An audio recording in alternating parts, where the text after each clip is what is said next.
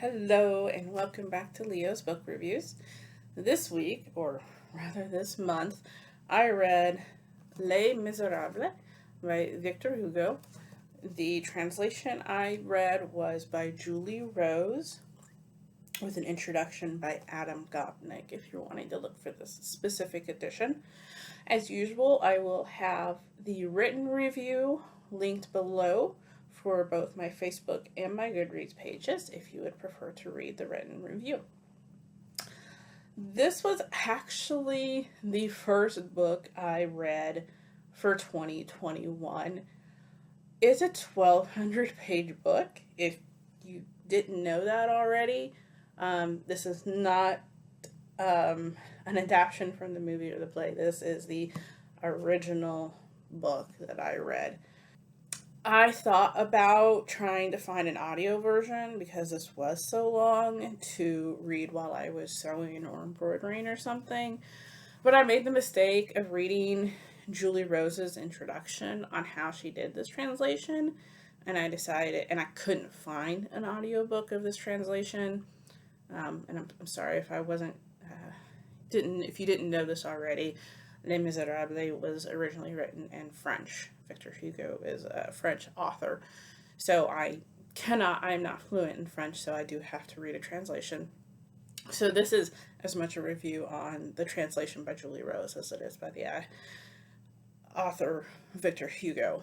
I made the mistake of reading the introduction by Julie Rose first, and I could not bring myself to try and listen to an audiobook that was a different translation, because she did explain how she translated this book. If you're not familiar with the process of the translation of large volumes of text from the original language to whatever language you're reading, and in this case it's French to English, or if you've never attempted to learn a foreign language, there's not a word-to-word translation. There are words that mean different things.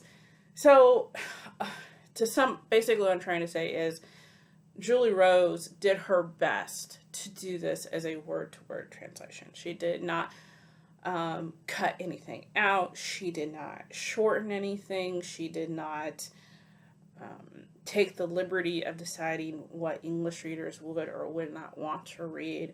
So this translation was as close as feasibly possible word-to-word translation as she could. That being said, she actually did leave a lot of the French in there, more than I'm used to. So you just kind of have to roll with it if you don't know French. You could always look up what the French words would be by our good old friend Google Translate. Y'all know how well that works. To me, it really breaks up the flow of the book, though. So I rolled with it and got the meaning of it basically from the context cues. So anyway, if you are not familiar with the book, play, or movie of Les Miserables, and I'm doing my best to pronounce it right. I did look up how to pronounce it correctly. I hope I'm doing so. Same for the names that I'm going to go probably butcher on accident. I did try. This primarily follows the story of Jean Valjean. He is a convict in France. Forgive me, I don't remember off the top of my head what era it was. It was during the very tumultuous time of France, where there was revolution after revolution after revolution, to try and make things right. It was also immediately after the Napoleonic Wars. So there's a lot of stuff in there about Napoleon. There is a whole section dedicated to the Battle of Waterloo. Some of the history of the characters actually ties back to the Battle of Waterloo, which was really fun for me. I actually did learn a lot of French history that I was not aware of. I'm not typically a French history scholar, so that was fun. Anyway, back to the point. Jean Valjean is a convict in France who is finally released after he does his term, and convicts in France at that time were not treated as human. One of the biggest things I can remember is they could not even take an oath to tell the truth in a court of law because they didn't believe that they could tell. The citizens believed the convicts could not tell the truth. If you were a convict, you were basically less than human. So Jean Valjean is basically being treated like the scum of the earth and dirt. And in the very beginning of the book, he finally meets a priest who is one of those rare people who accepts and loves everyone without condition, without reserve. He believes we are all God's children and we all deserve to be treated as such. So I'm not going to give the whole thing away. If you haven't seen any of the adaptations or read the book of this, but it was definitely a life-changing experience for Jean Valjean. And that was just the first part of the book. Being a large novel, there are a lot of storylines that take place. I certainly couldn't cover all of them in a brief manner. One or two characters that you may definitely be familiar with is Javert, the constable, who continually tries to catch Jean Valjean, as well as Cosette, Jean Valjean's adopted daughter, who is entrusted to his care by her mother. I'm sorry, I did not think to look up her name, Fantine, who unfortunately passes fairly early in the book. I'm sorry if that is a spoiler. Her story was so much more tragic than I remember but listening to from the book and the play. Cosette's love interest, Marius, and the Thénardiers, who helped raise her, are much more prominent characters than I remember. Now, granted, I have not seen the videoed version of the play or the movie that came out in the 2000s recently, so I could be misremembering. I do plan on rewatching those because I'm also curious how the text translated to the screen. Also, I have not actually seen Les Miserables live. I do not have access to the theater very easily, especially now in the time that we're in. It's a long book. It did take a lot of time for me to get through, which is odd for me.